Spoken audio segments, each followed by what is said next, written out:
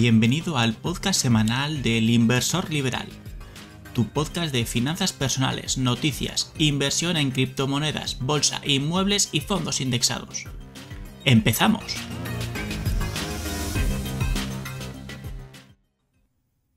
Muy buenas a todos, bienvenidos a un capítulo más del Inversor Liberal. Hoy tenemos que decir que hemos tenido una baja de última hora, teníamos a un crack a nivel del ámbito de criptomonedas preparando una entrevista, iba a ser una entrevista espectacular, pero por circunstancias de la vida no ha podido venir, pero no pasa nada porque seguramente lo traeremos la semana que viene. Antes de decir de lo que vamos a hablar, os dejo un poquito de suspense para que lo penséis. ¿Qué tal, David, Héctor? Buenas, ¿qué tal? Bueno, yo antes que nada quería comentar un tema. Ya sabéis que yo estaba haciendo un curso de dividendos, bueno, ya lo terminé y puedo afirmar que ya he invertido en mi primera empresa de dividendos. Solo lo quiero dejar de inicio porque han sido muchos podcasts diciendo que lo iba a hacer y ya lo he hecho. Aplausos de fondo, se oyen aplausos de la tribuna. Bueno, espero que nos cuentes un poco más sobre esa inversión en otro podcast, en qué empresas y tal. Yo bien.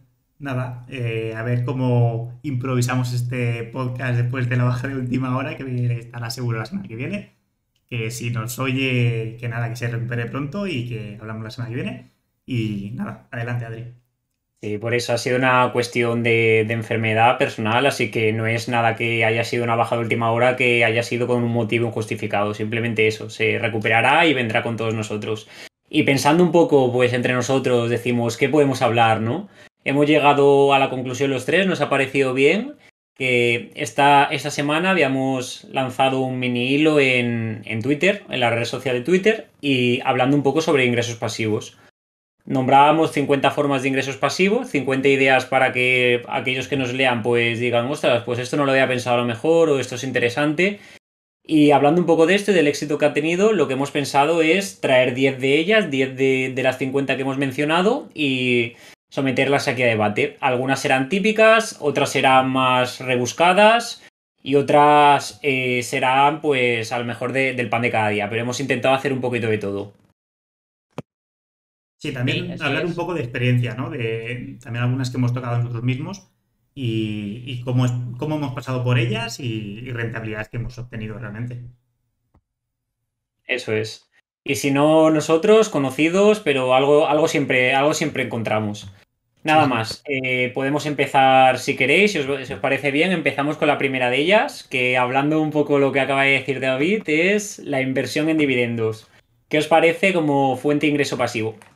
Antes de empezar, un pequeño paréntesis, porque creo que es importante el hecho de comentar, siempre está sujeto a debate el hecho de ¿es ingreso pasivo real? ¿No lo es? Yo personalmente considero que es ingreso pasivo todo aquello que, por mucho que tú te puedas esforzar inicialmente en el día cero, al fin y al cabo, con un esfuerzo constante y un sacrificio, en el momento X te sea capaz de generar pues unos ingresos a costa de reducir tu tiempo drásticamente. En base a eso, para mí, eso ya puede considerarse ingreso pasivo. No sé vosotros, a nivel de ingreso pasivo, ¿cómo lo veis? Sí, yo como definición coincido, aunque creo que los dividendos están en una línea débil ahí, ¿eh? Porque el análisis es bastante potente si se quiere hacer bien y luego llevar esa cartera, es decir, esas acciones una vez las eliges, tienes que llevar un seguimiento a esas acciones. Porque en el mundo de los dividendos se recortan dividendos, se eliminan dividendos, empresas que tienen un balance ahora cambia radicalmente dentro de 5 o 10 años.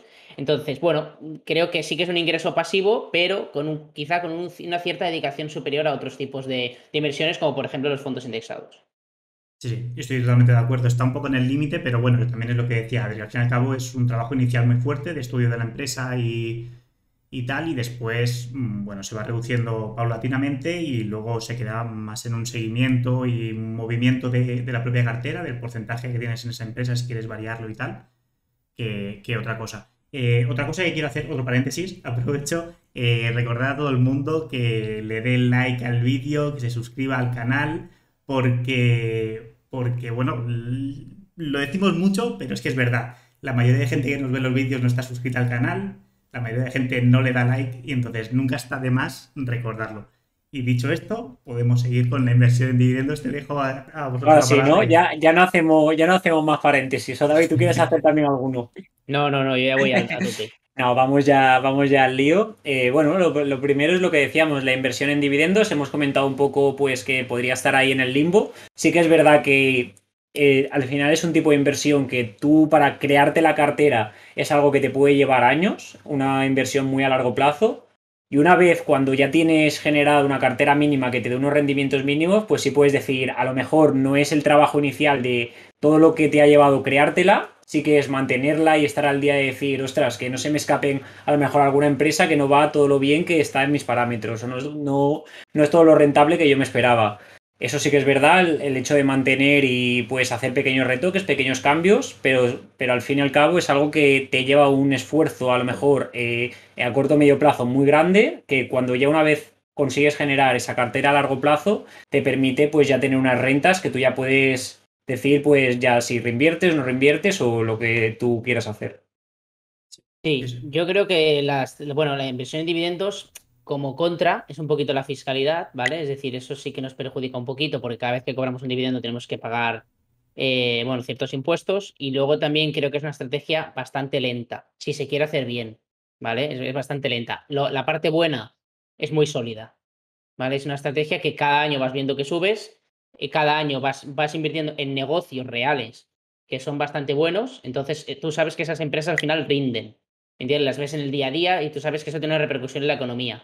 Entonces, bueno, y sobre todo también las que son de dividendo creciente, entonces al final, pues es una estrategia que entre la rentabilidad de la revalorización y del dividendo creciente, bueno, es una buena estrategia. Te has adelantado te iba a preguntar a ti, precisamente, a apretarte un poco de que me dijeras los pros y los contras de inversión en dividendos. Bueno, Pero bueno, me has defendido antes de que te lo dijera, así que nada, Chapo. adelante, siguiente.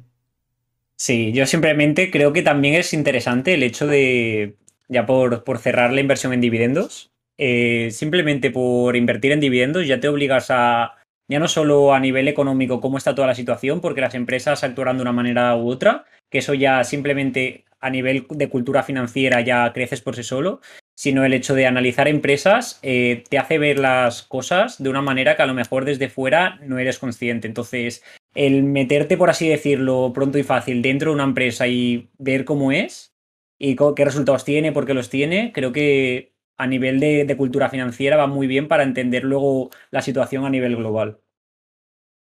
Luego, ya cambiando de tema, el segundo que hemos traído aquí a debate y vamos a traer pues lo típico, ¿no? El alquiler de una vivienda habitual, pero hemos dicho, Héctor nos ha dicho en algún capítulo que no solo a nivel de vivienda habitual, sino que a nivel de alquiler vacacional había algo por ahí, ¿no? A nivel de Airbnb, Booking y todo esto. Así que nada, Héctor, te dejo que nos cuentes un poquito.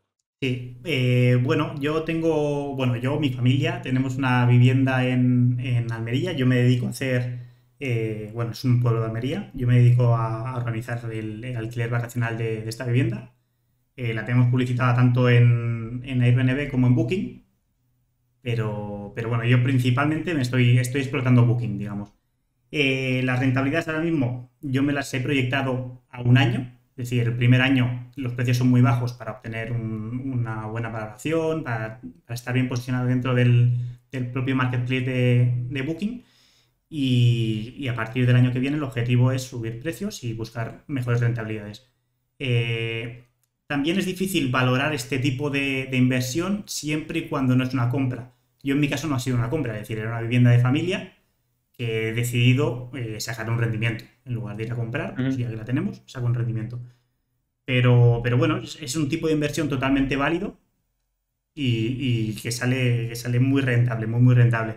De hecho, conozco gente que sí ha comprado viviendas en los Pirineos y la explotan tanto en verano como en invierno con alquiler vacacional. Hay gente que dedica sus vacaciones a ir a la montaña y después en invierno la explotan para las actividades de nieve, para esquí, snow, todo esto.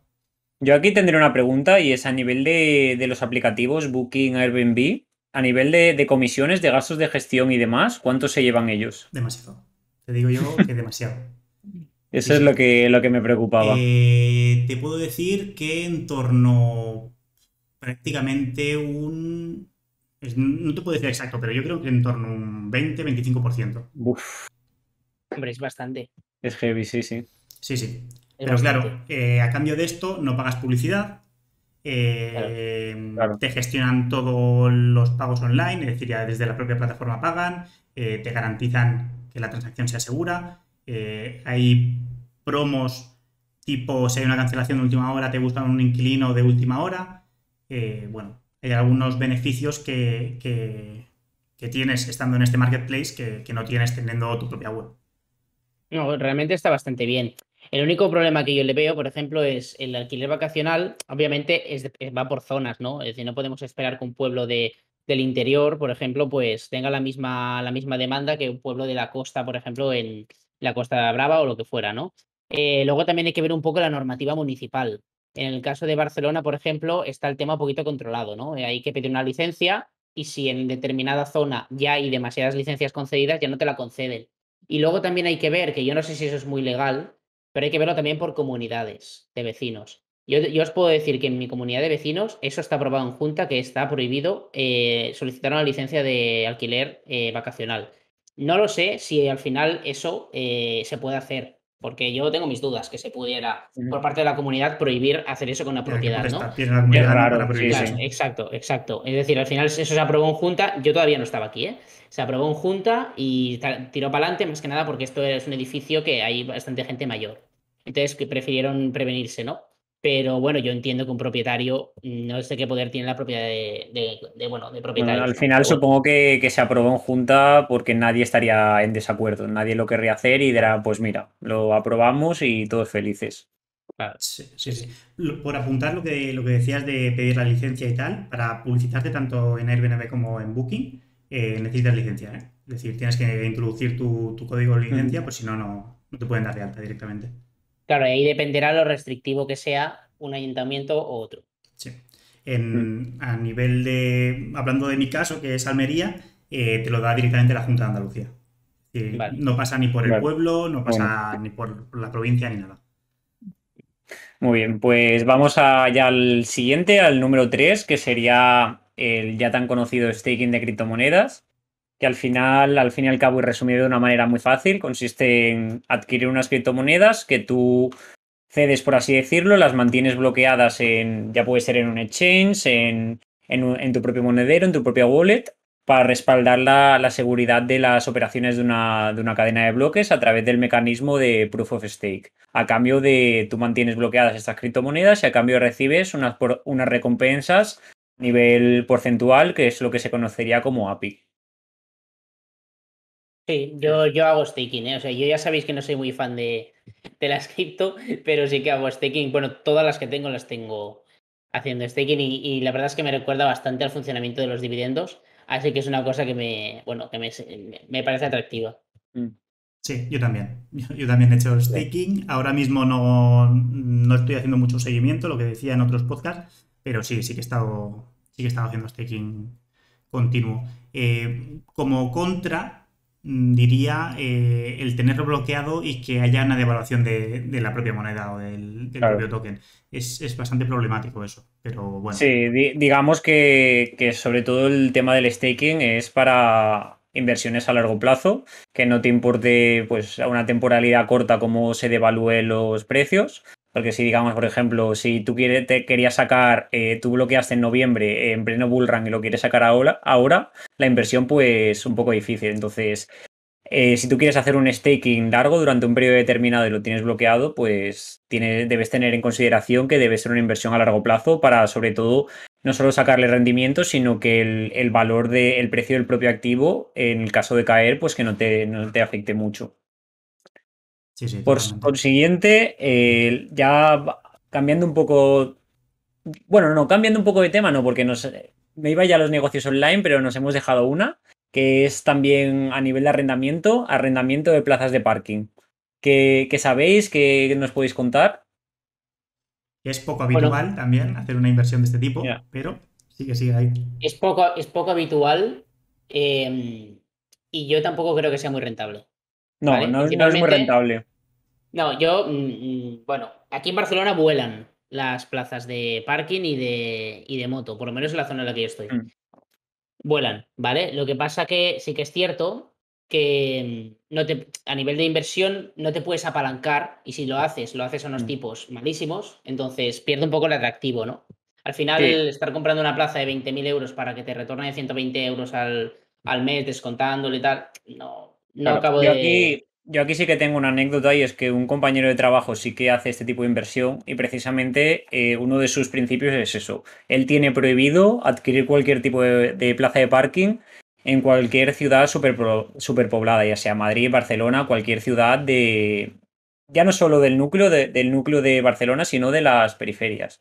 Lo que busca sobre todo son, como él dice, ciudades deprimidas en los que sí que haya población, pero que el nivel adquisitivo y el nivel de la adquisición de la plaza de parking, pues en este caso no le suponga, como tú has dicho, David, unos 20.000 euros, sino que está buscando pues en torno a unos entre 5.000 y 10.000 con un retorno pues algo inferior a lo que sería evidentemente en Barcelona, pero claro, no te conlleva, si tú por ejemplo obtienes a nivel proporcional por una inversión de 5.000 lo mismo que por una de 20.000, si tú no te puedes apalancar es una desventaja que tienes a nivel económico.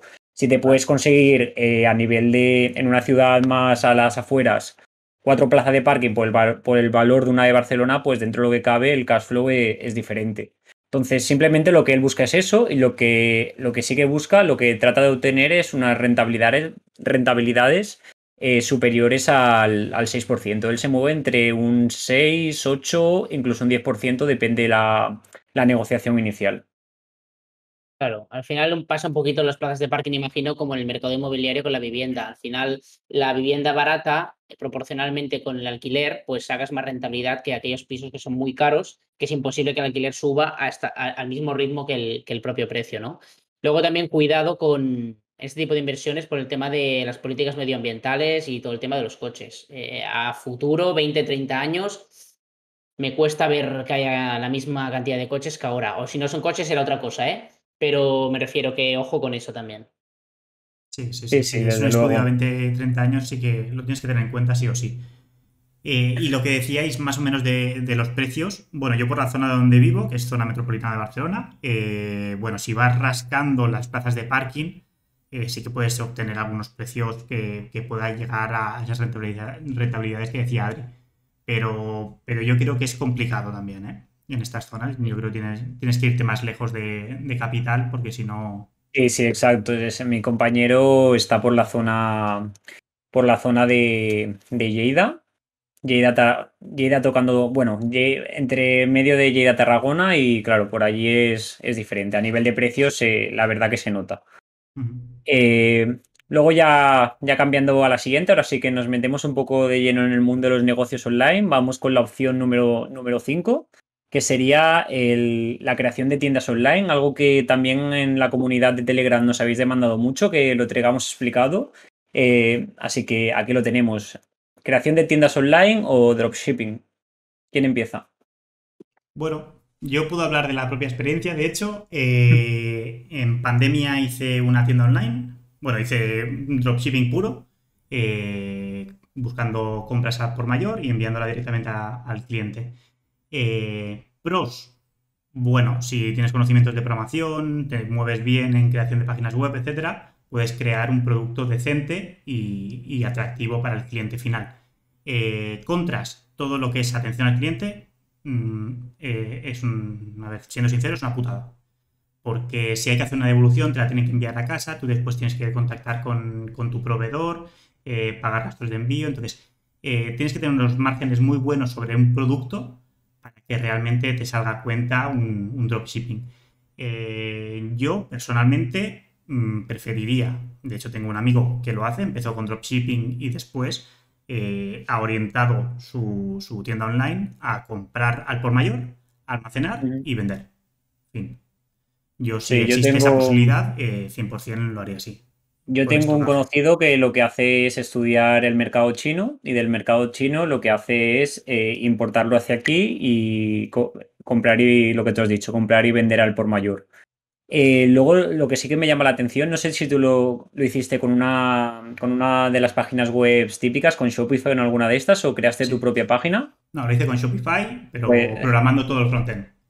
Claro, lo que me llama la atención es, yo creo que hubo mucha gente bueno, mucha gente tampoco, ¿no? Pero es una empresa que quizás a nivel, cuando fue todo el tema del coronavirus, la gente en casa y demás, se popularizó un poco más todo el tema de la creación de tiendas online y demás. Y la Y compra en internet, ahora, 100%. sí, la compra en internet. Y claro, ahora yo cuando vi, por ejemplo, el resumen de junio, yo vi un post en Twitter que salía un montón de empresas, salía Bitcoin y demás, y la peor, Shopify, que había caído desde máximo a lo mejor un 80, 82, 83, recuerdo. Como Y Netflix. claro, es un poco la reflexión alrededor de esto, que sí que es verdad que se pueden hacer, los negocios online funcionan, yo conozco gente que le funciona muy bien, pero que es algo que tú no vas a crear o no vas a afiliarte a un Shopify y vas a hacer negocio del siglo en 2 segundos, ¿no? Requiere un conocimiento, una experiencia y sobre todo trabajo para el día de mañana que funcione solo, que es al final lo que tú buscas con estos negocios. Sí, sí. Y personalmente digo que requiere mucho, mucho trabajo, ¿eh? No es Claro, me voy a montar la tienda online en 2 días, contacto con un proveedor y que me envíe productos. No. claro. Yo eso es lo que iba a comentar. Yo esto no lo he experimentado por mí mismo, el tema del dropshipping, pero sí que tengo que decir que me parece excesivamente activo. Es decir, no, a mí ahora mismo no me compensaría. Y aparte, tengo entendido que es una cosa que ya está muy mirada. Sí, sí, sí, Es decir, que 100%. sí que es cierto que en unos inicios había gente que hacía buena cantidad de dinero, pero claro, han aparecido los cursos, han aparecido el mercado masivo y al final aquello, imagino que el que saque rentabilidades buenas será el que esté muy bien posicionado y el que ya lo tenga estudiado el tema, y el que quiera empezar de cero, pues le va a costar mucho. Sí. Yo por decir rentabilidades, más o menos en 10 meses, porque acabé cerrando la web, obtuve unos 1.500 euros. Ya, es decir, eso Claro. fue ¿Y en rendimiento horas? neto. Ya está. ¿Y en horas cuánto echaste? Las que tú Pues la, quieras. la tía, Pero ¿no? claro, estaba en casa encerrado, entonces Claro, Claro, esto es lo te típico, sobra ¿no? Es tiempo. que al final es un poco el resumen, que cuando tú estás en la situación de pandemia, pues que no tienes nada que hacer, pues dices, pues mira, pues voy a aprovechar mi tiempo. Pero a la que todo se suaviza y ya puede salir la gente, pues lo que ha pasado en bolsa es un poco el resumen de lo que acaba haciendo la sociedad. Pues igual que te ha pasado a ti, pues cuánta gente habrá dejado en Shopify la tienda online, cuánta gente habrá dejado de consumir Netflix, pues al fin Sí, y al sí. cabo es normal. Ya yendo un poco a la siguiente, vamos ya por la número 6. Es otra opción bastante interesante, que son las newsletters de pago. ¿Habéis tenido alguna experiencia con ellas? Yo personalmente ninguna. no, yo tampoco. Yo he visto newsletters de pago, pero no lo he experimentado yo desde el otro lado, ¿no? A mí me parece bastante interesante, la verdad, porque al final tú construyes una comunidad, ¿vale? Que la newsletter precisamente es una cosa que se suele abrir bastante. Es decir, suele hacer bastante caso porque estás entrando en tu email personal. Entonces, el que esté ahí como comunidad valora bastante el contenido que le envías. Pros y contras, a mí me parece que patrocinar un espacio y jugarse la marca tiene que estar mirado por parte de la persona que cede el espacio y luego tener una rentabilidad decente, ¿no? Es decir, al final, si tú estás hablando si tú tienes una empresa de finanzas, por ejemplo, y vas a poner una publicidad de comida para perros, pues no tiene sentido, ¿no? Entonces tiene que ir alineado con la marca, ¿no? Yo diferenciaría dos cosas en esto que nosotros no lo hemos diferenciado. Una cosa es patrocinar la newsletter y Mm. otra cosa es cobrar al cliente por recibir esa newsletter. Sí, eso iba a decir yo Bueno, sí, también. los Sí, dos, sí. ¿vale? Sí. En Claro. cualquier caso, en ninguno de los dos casos yo no tengo experiencia, Mm. pero por patrocinar newsletter no me parece malo. Es decir, sí que tiene que ser un estudio previo del que envía, de la marca que está enviando la newsletter, y el de cobrar por la newsletter, es decir, tener una newsletter de pago, tener una suscripción al fin y al cabo, me cuesta un poco siendo newsletter solo. Es decir, si solo Eso. envías newsletter, es un poco difícil llegar a cobrar Más, por más ello. que nada porque a nivel de diferencial, ahora mismo, pues como hemos dicho, ¿no? Hay muchísima gente con una newsletter abierta a nivel de finanzas personales, a nivel de inversión y demás. Que la cosa es pensar, ¿qué te puede diferenciar del resto que lo hacen gratuitamente, su newsletter, a cambio de que los clientes o tus suscriptores te paguen? Ya puede ser, es que tiene que ser algo realmente que te diferencie, porque realmente copywriters hay muy buenos, escritores hay muy buenos, y la mayoría, o por no decir todos, son de pago. Ay, perdón, no son de pago. Entonces, hacerla de pago es algo como que en este caso sí que vería que tendrías que reinventar algo, reinventar el producto y hacerlo diferencial. No lo veo nada fácil. Lo veo un poco más enlazado a otro tipo de contenido que a ti te sirva una newsletter gratuita para enlazar contenido que este sí fuese de pago. Eso sí que lo veo Sí. lo más lógico y lo que suele hacer la mayoría de personas. Yo también creo que la opción viable es tener una marca personal muy potente. Un ejemplo, por ejemplo, sería Isra Bravo, que es el mayor copywriter de España. Sí que tiene una newsletter de pago. Sí que tiene una membresía que es puro newsletter. Entonces ahí, bueno, tienes unos seguidores que cobras por contenido de valor, por conocimientos tuyos sobre un nicho Sí. concreto. Pero Al es complicado. final le tienes que meter mucho hype a la persona y que esa persona te vea, no te digo como un ídolo, pero te digo como un referente, Sí, como un sí. mentor, ¿no? Sí, Ahora sí. imaginemos, por ejemplo, que yo que sé, Elon Musk saca una newsletter de pago. Aquí Mm. vamos todos de golpe, ¿no? Ujú, sí, sí. Pero es eso. Entonces tienes que tener como un cierto posicionamiento de decir, no, yo tengo mucha valía y esto te va a valer, ¿no? Entonces es complicado. Sí, yo creo que depende mucho de lo que habéis comentado, de si tú tienes una marca personal fuerte que la gente pagaría simplemente por estar cercano tuyo y escucharte más por esa marca personal, pues dices, ahí sí que puede tener sentido. Y yo lo veo más sentido ya ligando con la siguiente forma de generar ingresos pasivos, que es la creación de ciertas herramientas, ya sea plantillas en formato Excel, en Notion, en Access o cualquier tipo de modelo en cualquier tipo de plataforma. Aquí sí que lo veo más sentido porque tú puedes combinar lo que sería la newsletter gratis, ofrecer un contenido también de copywriting y enlazarlo con productos que tú mismo has podido crear, como puede ser una plantilla de finanzas, como puede ser una plantilla de facturación en otro tipo de modelo de negocio o cualquier tipo de ejemplo así. En este caso, pues tú lo que haces al final es redireccionar a la gente para que al fin y al cabo, a través de tus redes sociales, también como hemos dicho, de una newsletter gratuita, te puedas redirigir a las personas para que accedan a este producto. Sí, y puede ser newsletter, puede ser Twitter, puede ser YouTube, es decir, al fin y al cabo es canalizar, crear un embudo, un panel de venta para aportar valor. Y las herramientas estas lo que hacen realmente es aportar valor al cliente final. El cliente final tiene una necesidad y las compra precisamente para eso. Exacto. El producto que al final, por ejemplo, una plantilla de Excel, ¿no? Esa plantilla de Excel tiene que resolver algún tipo de necesidad de la persona que la adquiere, ¿no? Es decir, tiene que hacerle o la vida más fácil o tiene que, si por desconocimiento de esa persona no tiene la capacidad de crearla por sí mismo, pues tiene que ya dárselo mascado, ¿no? O no tiene Entonces yo tiempo. creo que, Uh o no -huh. tiene tiempo. Entonces yo creo que esto sí que es una forma bastante interesante porque realmente la aportación de valor es muy clara y la gente sabe lo que está comprando. Aquí no andamos con, no, mira, te vendo no sé cuánto. Que no, no, no, aquí sabes lo que es una plantilla de Excel, por ejemplo, de gestión de finanzas personales. Te va a ayudar. Si la quieres, la compras, si no, no. Entonces a mí me parece una forma muy honesta y realmente, bueno, a mí me gusta esta forma.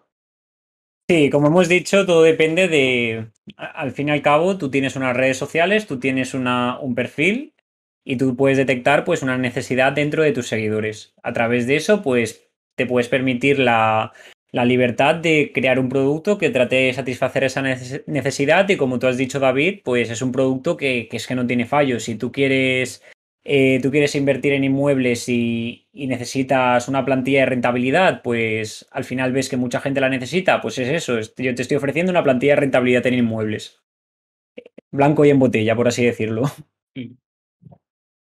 Sí, sí, sí. Y luego también lo hemos comentado, otro de los aspectos que hemos traído aquí a debate ya es lo que lo hemos ligado un poco con la newsletter, pero es la creación de una marca propia. En este caso ya es extrapolable prácticamente a cualquier modelo de negocio que hemos ido comentado, tanto a newsletter como a productos, como a cualquier membresía, cualquier tipo de contenido que tú lo hagas privado, lo hagas, por así decirlo, con una comunidad privada y que al final muchas veces el valor es la creación y la potencia que tiene esa marca propia, tanto a nivel de online como ya, pues si tú quieres generar tu propio negocio a nivel ya totalmente diferente de la creación de tu empresa y potenciación de esa marca propia. Sí, yo por poner un ejemplo aquí en creación de marca propia, no sé si lo conocéis, pero hay un youtuber que se llama Abel Rincón. Bueno, es un youtuber de Barcelona y precisamente ha hecho eso. A partir de la influencia que ha creado en la gente, ha sacado su marca propia y bueno, ahora vende ropa, hace colaboraciones con otras marcas, cafeteras, tazas. Entonces, a partir de eso, la creación de la marca propia, obtiene unas rentabilidades pasivas en su propia web, en su propia plataforma. Yo, por apuntar un poco, yo creo que si la gente se lanza a hacer este tipo bueno, de la creación de una marca propia, es muy importante que nada se construye en un día. ¿Me entiendes? Es decir, la marca propia es una cosa que tienes que trabajarla día a día, tienes que ir paso a paso. Una pequeña fisura desgasta mucho. Es decir, la imagen de marca es una cosa que es muy fácil destruirla y muy difícil construirla. Pero bueno, es decir, que si os lanzáis a eso, con paciencia y a buena letra, ¿no?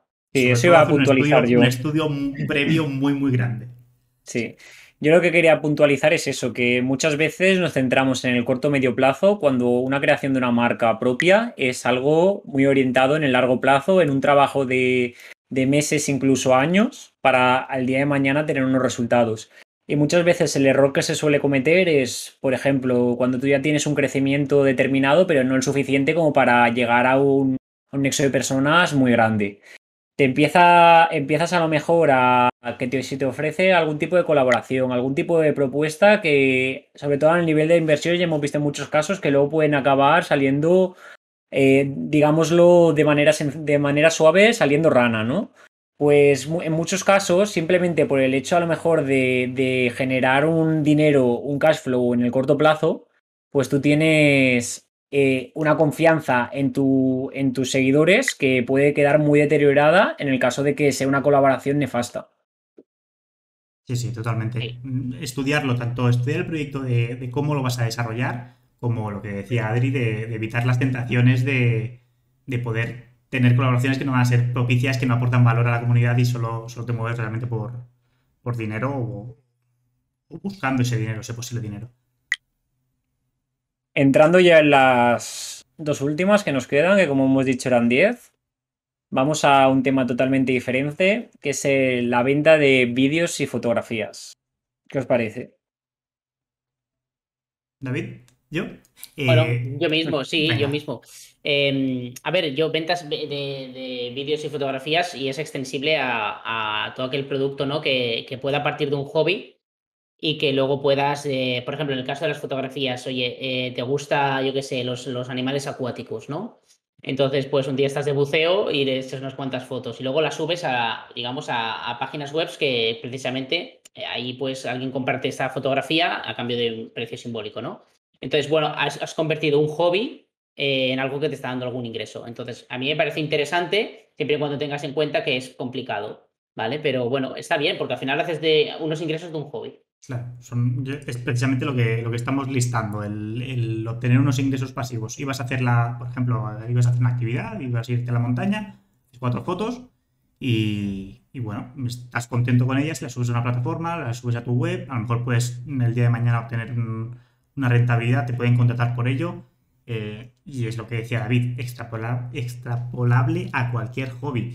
Yo por poner un ejemplo, a mí me gustan los drones, no tengo suficiente experiencia como para sacar una rentabilidad, pero sí que tengo un dron, bueno, lo tengo por ahí atrás en el armario, pero, pero es eso, el día de mañana nunca se sabe si ese hobby puede convertirse en rendimiento pasivo.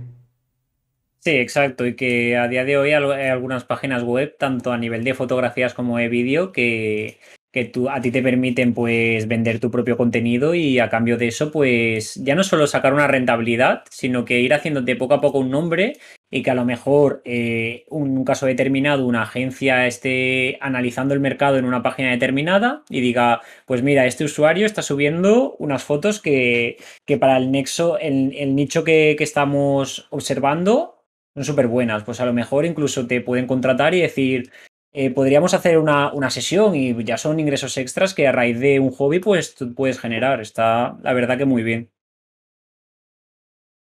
Luego ya, llegando ya al último, y esto es algo complicado, porque esto sí que sí que es más complicado que todo el mundo pueda lanzarse, es el desarrollo de software. Aquí sí que tienes que tener unos conocimientos previos grandes. ¿Qué opinas, Héctor, tú como programador? Sí, bueno, ahora con No Code, que es una plataforma que también puedes programar cositas sin saber programar, sin saber código, sí que Ujú. pueden salir proyectos y hacer proyectos y luego venderlos. Pero sí, a bote pronto para hacer desarrollo de software puro, necesitas unos conocimientos de programación, sea del lenguaje que sea, estudiar qué proyecto quieres hacer y qué posibilidades de venta o de lo que decíamos antes de venderlo como SaaS o vender el proyecto entero, vender una web, quieres obtener, a dónde vas a ir y luego a trabajar, porque esto sí que también tiene mucho, mucho trabajo, son muchas, muchas horas y hay que dejar todos los detalles cerrados para que realmente el proyecto sea rentable y sea estable. Claro.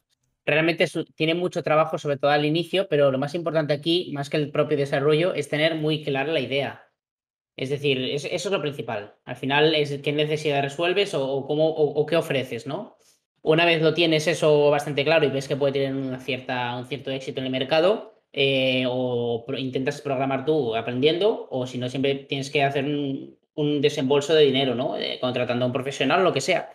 Y Ujú. luego al final, lo bueno de este tipo de negocios es que hay una parte de mantenimiento y quizá de atención al cliente, de seguimiento un poquito más importante, pero luego al final no requiere de gran actividad, ¿no? Entonces, bueno, al final es un software que la gente utiliza.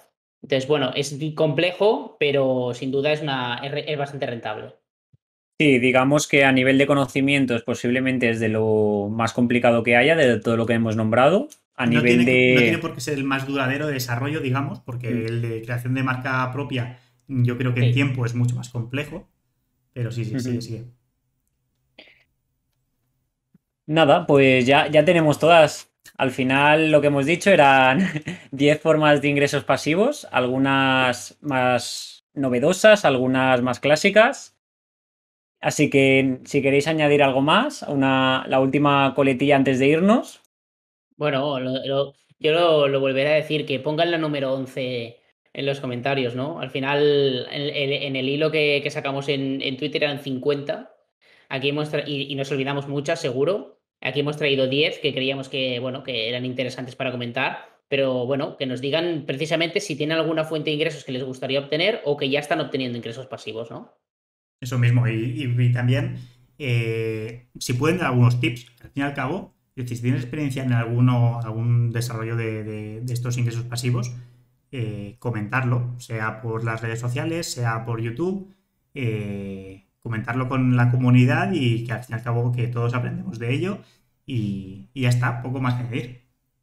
Sí, yo simplemente destacar dos cosas. La primera es que en la comunidad de Telegram, que os dejaremos el enlace en la descripción por si os queréis unir, vamos a desarrollar las 4 o 5 que hicimos unas votaciones, unas encuestas sobre todas las formas de ingresos pasivos y vamos a desarrollar las 4 que más habéis votado para hacer pues un contenido algo más extenso también de lo que habéis visto por aquí. Así que por una parte, no olvidéis de uniros si queréis enteraros y estar al tanto más de formas de ingresos pasivos para seguir aprendiendo.